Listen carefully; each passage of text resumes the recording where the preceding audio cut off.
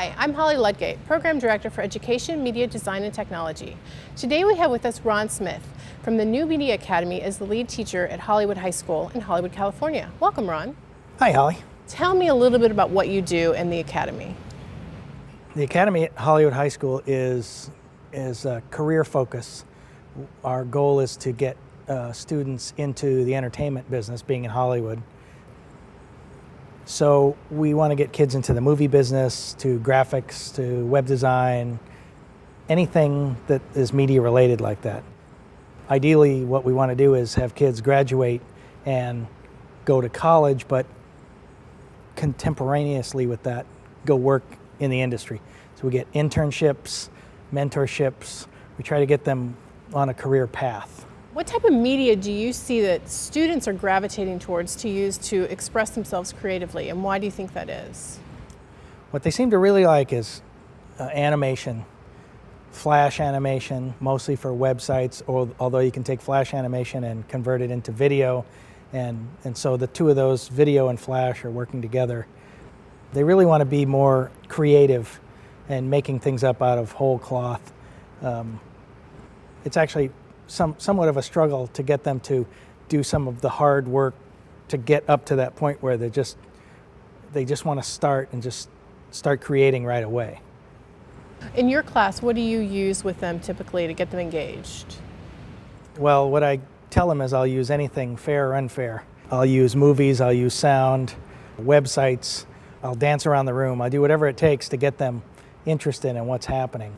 Because I like to integrate as much technology as I can, anything I hear about, my class sort of becomes a laboratory for that. So when podcasting first became popular, I started a podcast and tried it out on the kids, and to varying results. And then when text messaging started getting very popular, we started text messaging back and forth, and then we were making videos about everything. And so whatever I saw that was happening, we'd just try it out. And because they're individuals, some things click with some and some things click with others. But what I try to do is let everybody express themselves in their own way. So I might have kids who are really into flash animation, and then I'll just let them go their way. But other kids don't want to do flash. They want to concentrate on graphic design and Photoshop and Illustrator, and I'll let them go their way.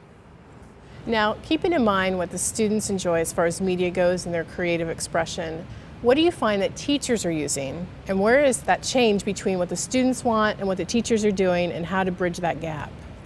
Yeah, well, the teachers are part of the problem, because teachers think that they've crossed the Rubicon if they can make a good PowerPoint. And I don't even let my kids make PowerPoints anymore. If they want to make a presentation, like for one of their other classes, and they say the teacher asked for a PowerPoint, I say, no, I want you to make a flash presentation, and we'll put it on the web and they can access it through a URL. And so my 12th graders, nobody's making PowerPoints. They're all doing something else. Their teachers are all doing PowerPoints and using overheads and Word documents projected on the screen. It's kind of a struggle to get them to see the benefit there, mostly because with digital teaching, it's all front-loaded, meaning there's a lot of work at the beginning. For my class, because I teach at a year-round school, my semester started on January 2nd, and I had been off track for 2 months. Well, for maybe that whole month of December, I was building my whole semester, so that by the time I started in January, most of my work was already done. And then it was simply me in the classroom with the kids. For other teachers to see that work is necessary and in the end will make their life a lot easier, it's kind of a hard sell. As opposed to teachers, traditionally they'll go into classroom, they'll say, what are we doing this week? They'll prepare a lesson the day before, and they just sort of do it along the way. And you can't do that with digital media because there's too much prep involved. So what are some of the hot applications or hot technologies that students are pretty excited about, even outside of school, that teachers are not even touching yet? Well, one of the things we've been playing with, I'll tell you 3 things. We are playing with an application that we got from MIT called Scratch, and it's for building games. And it's free, which I like open source stuff. It's free. I can give it to the kids because kids are always asking me for software. I can't just give them software that we bought, so the more free stuff I can gather. So they can build games, and with Scratch you can build a game online, or you can download it and build them on your own computer, and it's cross-platform, so that's really nice. Google is making lots of applications, and one in particular is called SketchUp, which is 3D modeling. And what we found with that was you could do 3D models and then make different scenes. So you could have a scene where you have a 3D model, and then in the next scene you could rotate the model and zoom in or something, and in the next scene you could do that. Just keep changing it, and then you can actually make a movie out of that. So you could actually make an interactive movie from a SketchUp project. And so, like, I just taught an intercession class where the students were using SketchUp, and their final was to rebuild a city block from the 9th Ward of New Orleans. I went on Google and got some satellite photos of a city block and all the devastation after Katrina. I said, okay, here's your blank canvas. I want you to build a whole city block with houses and street lamps and sidewalks and grass and apartment buildings and everything that goes along with it. And they were able to do that with SketchUp. Isn't there a way to import in their SketchUps into Google Maps?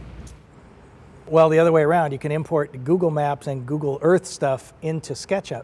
So, like, if you wanted to build say you want to build a building on the mall in Washington, D.C., you could import a Google Earth image of the mall as your background, and then build your building right there and give it sort of some context. The other application that we've been playing with a lot is called Blender, and it's 3D animation software, sort of like Maya, except it's free. Again, it was an open source project that was going for a while, then it kind of died off, and now some people have picked it up, and it's really quite powerful. And what I usually do with all of these, with Scratch and SketchUp and Blender, when I give it to the kids, I don't tell them too much. I'll say, here's where all the buttons are, here's how you turn this on, how you turn this off, and then I'll say, make me something, and I'll just make something up, like the New Orleans thing. I just dream that up. I'll just make it up, and then they'll say, well, how do I do that? I go, well, I don't know. You figure it out. And they do. And in a class with the SketchUp kids, I had, 22 kids, and we had 22 different answers how to do that. And none of them were wrong. So, final question. What do you see as trends in education that we would see possibly in the future that is just starting to bud? Well, a lot of curriculum design and instructional material going online to service students who are at different places in their educational career. Some kids are really comfortable coming to school and being in a classroom, and other kids just don't warm up to that. And so it's very easy to teach an online class in U.S. history or English literature because it's all written. And so the challenge is, how do you make things like digital video courses or animation courses or math courses, for that matter? How do you adapt those to web design that will work for the students and give them a richer experience than they might otherwise get in a classroom? Well, thank you so much for joining us today, Rothbeck. It was wonderful having you. Thank you for joining us.